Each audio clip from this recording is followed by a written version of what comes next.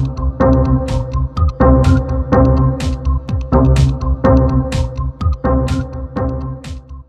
thank you very much for giving us your time and contributing to this series of interviews. Could I first start by asking you to introduce yourself, who you are and what job you do? My name is Pamela Doty. I'm a senior policy analyst in the Office of the Assistant Secretary for Planning and Evaluation in the U.S. Department of Health and Human Services. You should have to take a big breath when I say that. So if you were to tell a lay person the sort of job you do, how would you define it? Well, within ASPE, I'm in the Office of Disability, Aging, and Long-Term Care Policy. We're in the Office of the Secretary, so we're a staff office. We do not actually administer programs. Theoretically, we are working for the Secretary. I can't say that I see the Secretary very often. Have I ever met her? Not this one. But in theory, we function as the Secretary's think tank. The person that we report to is the Assistant Secretary for Planning and Evaluation, which is a presidential level appointment. And what we do a variety of things. Some are short term, and some are middle term, and some are longer term. And we do like to think that we are trying to look ahead at what the coming challenges will be and get ahead of the game, so to speak. We also, whenever a regulation comes through that the Centers for Medicare or Medicaid have written, that's in our area, or the Administration on Aging has written, most of the regulations per se come out of Medicaid, then we clear them. So we comment on behalf of the Office of the Secretary, or at least our component, and we have the potential to hold things up until they satisfy our concerns. So that would be the shorter term, although regulation development is a fairly lengthy process too. We have research monies, so we do quite a lot of studies. We do internal analysis of the staff ourselves, but we also have a small budget to contract for studies. And because our money is limited, we often look around for partners. So we'll do larger projects together with other federal agencies. Every once in a while, we go outside the department and partner with a major foundation, like the Robert Wood Johnson Foundation or something like that. Thank you. And so, if I were to now, so you've defined very well the job you do and your responsibilities, but if I were to ask you, in your view, what are the key three, let's say, priorities in long-term care policy in the US at the moment, which ones would you pick? That's hard to say. I mean, I've got to preface this by saying that I think that whatever it is you're personally working on, you always think is the most important thing, right? You're bound to think so. So if you interviewed some of my colleagues, you might hear a somewhat different story. For many, many years, within the existing public programs, I would say even for 30 years, but we're still working on this, is that we're trying to reorient the financing system away from nursing homes, institutional care, towards keeping people in the community and giving them services that will meet their needs and give them not just a good quality of care, but a good quality of life in the community. And that's been a long-run goal. It's been a frustrating goal. And we've had more success with some populations within the long-term care population than others. And, it's been harder to achieve that goal for the elderly than for the younger disabled with physical disabilities under 65. And you've actually had the greatest success with people with intellectual developmental disabilities. At the same time, I started my career working a lot on family caregiving issues. And I think there are continuing issues about support for family caregivers. which I'm not sure we always do a great job of. We do a reasonably decent job of that if the person, the care recipient, is eligible for public funding, but if they're not, we have only very limited amounts of money. But I think that is a growing issue that we're going to have to address.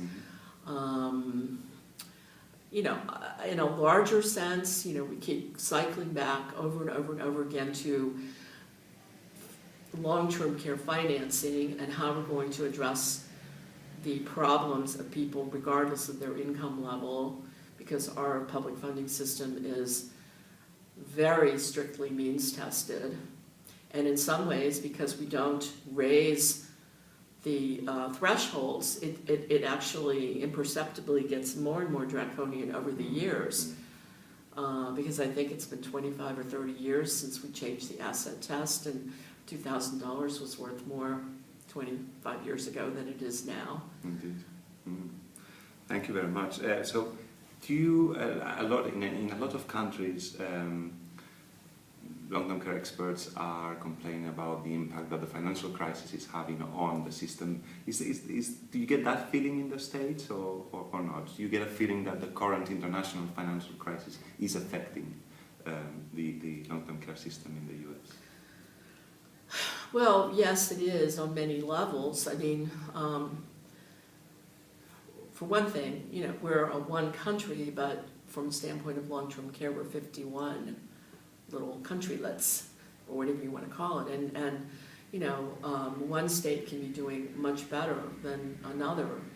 You know, even in boom years, sometimes there's a state over here that, because of the nature of its economy, it's not doing well. And so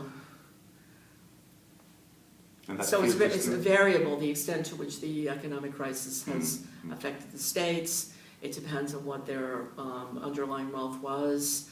It depends on their political will to cover, you know, these kinds of things. It's very difficult right now, I think, to disentangle the effects of the financial crisis per se from the extreme political polarization about how to deal with the financial crisis. Because obviously some people say pump priming is the way to go. And initially, the initial response to the financial crisis was to help the states out by giving them extra Medicaid percent points. And that went on, you know, for, I'm trying to think if it was 2 years or just a year and a half. Does that mean more funding for the states? Yes, but that funding ended over a year ago. So they went back to their regular matching percentages, and the other side of the political debate says the deficit is the worst problem, and they want to really chop back, and so we're at loggerheads. And you know, I mean, the things that I could say about that are things that you don't need a long-term care expert to tell you. You could read about it in the paper. That you know, there's inability to come to terms between the president and the Congress, and within the Congress, on how to deal with this problem. Is that there's this looming thing where these automatic cuts are going to come into play, and some people think they could drive us back into recession. But in the meantime, you know, the states, the system is struggling along, and the immediate way in which they've dealt with it has been to downsize government, especially at the state level. And they've tried to protect benefits, and I think they have to a considerable degree on the long-term care side. You know, they were always like putting freezes on providers, so the providers are struggling to some degree. But the other thing that they do is that they, you know, when people retire from state government, they don't replace them. So you end up with nobody, you know, you end up with maybe not enough people to do the oversight. And this is one of the biggest problems at the moment. And so that is one of the ways in which the financial crisis is adversely affecting the systems. So if you were to be, you know, in charge of the system in the US, and you had the, you know, the ability to introduce one policy change, the way you wanted, but one, which one would you go Oh my. Well, I've spent 15, 17, something, all right, started in 1995 working on cash and counseling. And I'm a very, very strong believer in what we started calling consumer-directed services. Now the prevailing term is participant-directed services. But yes, I probably, if I could wave a wand, I would have all the state Medicaid programs going far more into participant-directed services, because I really believe that it's more effective. Mm-hmm. It's not just that it gives people the choice and control themselves, but as I said, I started my career working a lot on services for family caregivers. And when people are in the community as opposed to an institution, they are always relying to some degree or another on the informal support system. And oftentimes we see that the informal support system is providing 75% of the personal assistant hours that they need. And so the family and the reception should be driving the system. They should be saying, well, here's what we want to do, and here's what the help we want. The system should not be coming in and telling them, well, here's what we're going to give you. Now, figure out, what you want to do around us. And, I think we have plenty of data to show, this is the evidence-based, right? We have lots of evidence-based to show that you get better outcomes. And I also believe that we also have data that show that per unit of service delivered, number one, is a more reliable way to get the services delivered, but per unit of service delivered, it is actually more cost effective. It's less expensive. And so that means you can provide more service hours for a given scarce amount of money. And that is the problem, is that we never really have the money to meet the full need. And so therefore that puts burden on family, and then also disadvantages people who don't have family caregivers. Thank you very much. And so now that was in terms of a policy that you would introduce. Think of yourself as a researcher that had the ability to do one piece of research that is required in order to help the long-term care system. Which one do you think? What piece of research do you think is outstanding? We should. Some research, jeez. Or knowledge or evidence that we need.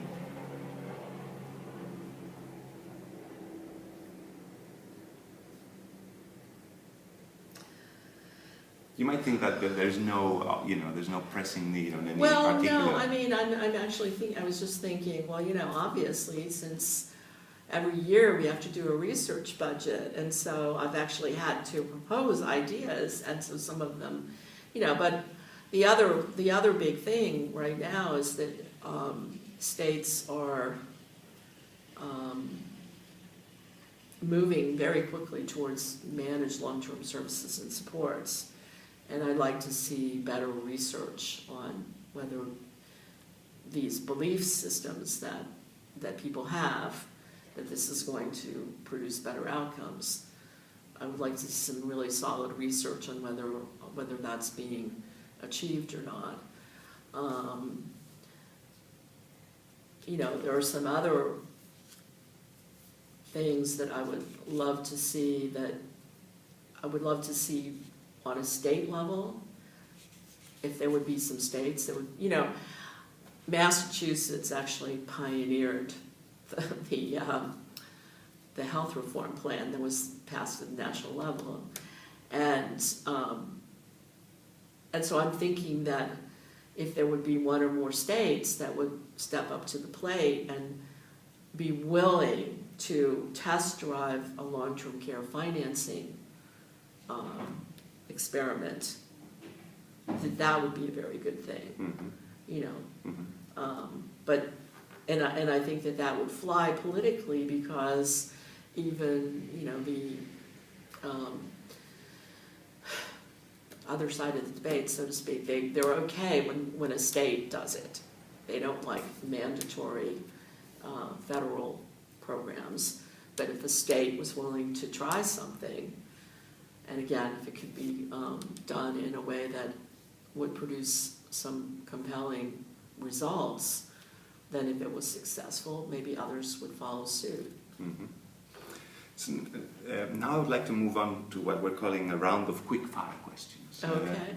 And basically here what we're asking you is to rate the system on a scale from 1 to 10. 1 being the worst and 10 being the best. So different subjects or issues. So the first one is, as a policy priority, long-term care, how much of a policy priority is it at the moment in the States? On a scale from 1 to 10. Policy priority, maybe a 3. A 3. And in terms of the awareness of the general public about what the long-term care system has got to offer them in the States, how would you rate that?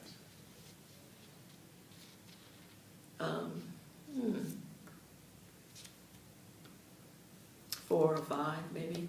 4 or And it's 5. probably not very high. Yeah. Thank you. And thinking as a whole, and I know there's a lot of variability in every country, but as a whole, thinking about the needs of people with long-term care, are those being met? To what extent? Again, I'm going to start that again. So the next question is about how well the system supports people with long-term care needs in the US. How would you rate that from 1 to 10?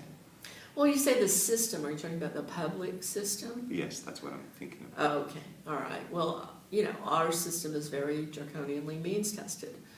So if you are poor, then it might do a reasonably good job, but then that depends on what state you live in, and then it depends on which of the long-term care constituencies that you're part of. So it's almost, I would have to give you a different rank for each state. I mean, it would be, what's the bottom?